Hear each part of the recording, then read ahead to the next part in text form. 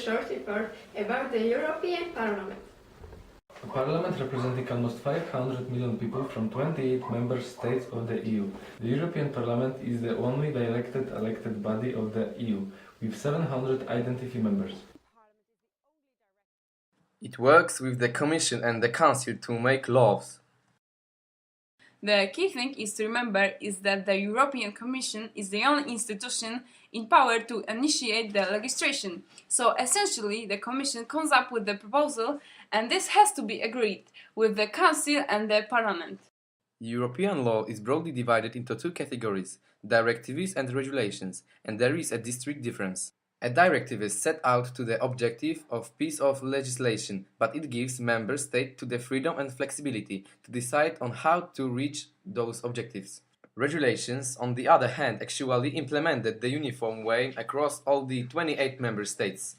A member of the EP working in one of the parliamentary committees draws up a report on a proposal for a registered text presented by the European Commission. The parliamentary committee votes on this report and possibly amends it. When the text has been revised and adopted in plenary, Parliament has adopted its position. This process is repeated one or more times depending on the type of productive and whether or not agreement is reached with the Council. In the last 5 years, some of the key pieces of legislation which have been voted through by the Parliament include the Energy and Climate Change Package, the Services Directives, and Manner of Use of Chemicals are regulated and reduction of mobile phone roaming charges. Committees also debate the current issues and the EU wishes and propose the resolutions. But MEPs also do the local and national issues raised with us by constituency. So essentially, the Parliament is a large body of people elected by decisions of 28 countries who work to reach agreement of sometimes very complex matters.